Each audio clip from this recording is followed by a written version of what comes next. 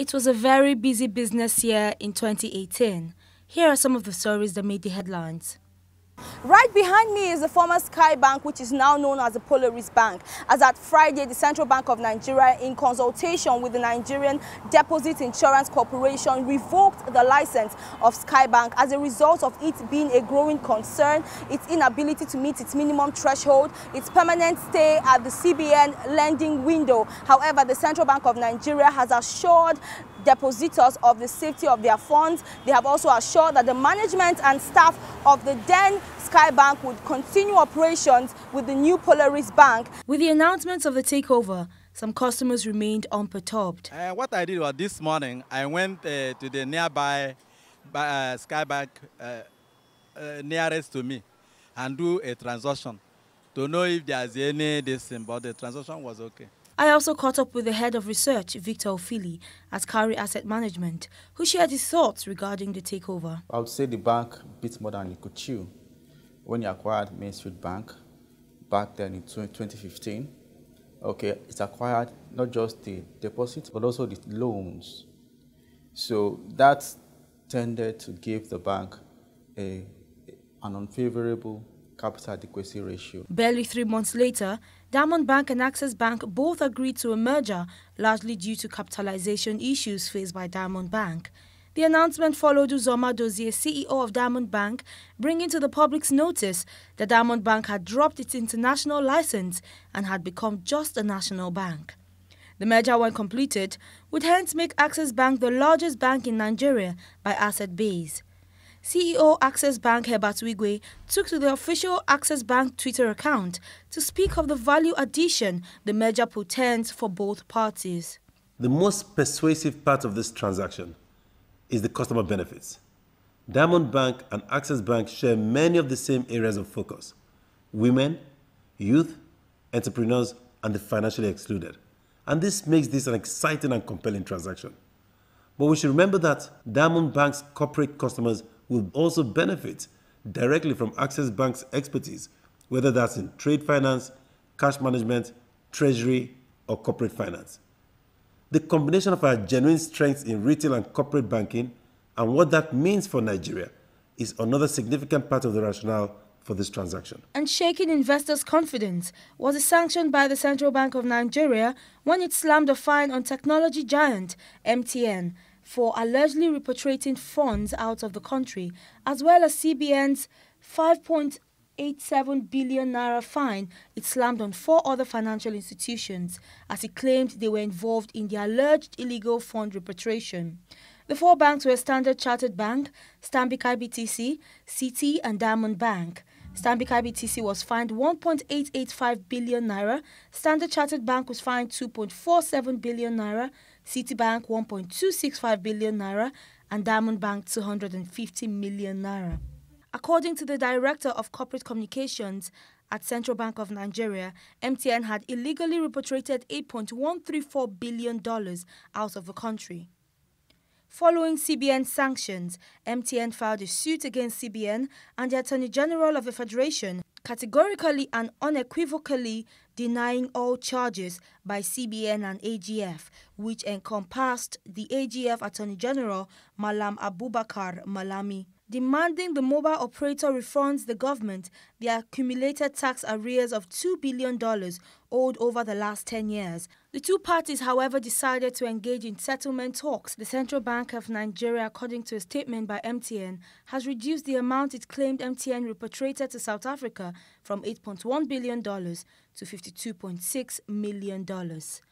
Speaking of which, the 2018 national budget, which was first presented by the President Muhammadu Buhari in 2017, had the appropriation bill signed into law in June 2018, with rising issue of budget padding as the National Assembly made cuts amounting to 347 billion naira in the allocation of 4,700 projects submitted to them for consideration.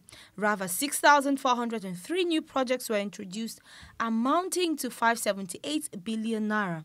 Johnson Chukwu, CEO of Kari Asset Management, shared his thoughts on this. The process of interaction, consultation, engagement that should take place ahead of submission of the budget inputs seem not to be taking place. Ideally, in a presidential democracy, members of the National Assembly are also influence peddlers. And when they might be influence peddlers, they are authorities that have the capacity to influence projects. That's on the one side. But in no democracy do you have the National Assembly members as executors. But the situation where you have the executive prepare a budget, the National Assembly will now not almost amend that budget. It's not what a democracy should be. And in a bid to avoid the repetition of the late budget implementation, the President presented the 2019 budget on the 19th of December. Hopefully, the appropriation bill is signed earlier and funds for projects will be disbursed. The implication is that the current expenditure alone is taking close to around 50% of the budget. By all standards, we can't say that is a good thing because when you spend a lot on the current expenditure, it means you're not making profit. You're not creating growth. Yeah. Where we are right now, OPEC has pegged Nigeria's daily production to 1.69%. Let's even say 1.7. What that essentially means, and this decision came out on the 7th of December? This month, and I'm surprised that this budget was read 2 days ago. That was not factored in. So from the get-go, it means that we're already running a deficit budget. If you go contrary to what OPEC has mandated you to, it means that you are breaking certain rules and understandings or conventions that you signed to. And if you don't want to play by their rule, it means that you have to do what Qatar did, exit OPEC. So these are the issues. UNESCO recommends at least 15% of the budget should be allocated. They recommend that 15% of the budget should be allocated to education as a minimum. And it's worse still when you consider that Nigeria has the highest number of out-of-school children. Over 10 million children are out of school in Nigeria, and it's the highest in the world. So obviously, what we should be doing where education is concerned is upping our game. Finally, moving on to the Nigerian Stock Exchange, where the activities of the economy are reflected on a daily basis to encourage environmental sustainability and mitigation of climate change. The Debt Management Office listed a $30 million sovereign green bond on the Nigerian Stock Exchange in July. Nigeria is the 4th nation in the world to issue green bonds after Poland, France, and Fiji. The issuer is the federal government of Nigeria, so as most of you would know, that represents, I would say, zero risk within our environment. So the risk is low for any investor. Apart from having a fulfillment of having invested in a product that you could call ethical, the risk is low. And we list our securities because we want them to be traded, so there's liquidity afforded to the investor. And as the elections draw closer, the Nigerian stock market has seen a significant drop in its market capitalization with increased capital flight and foreign portfolio investment.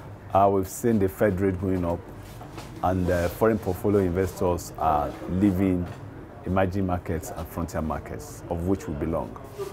And more so for the election that is upcoming in January next year. That definitely has a major point to play in Nigerian economy. We've seen this happen in year 2014, and again it's coming up, year 2015, and again it's coming up in 2019. Whenever this is coming up, we see a situation whereby investors would rather stay aloof from the market, pending the time they will know which direction it's going to go. Because the election is a real business and the main determinant for what happens thereafter.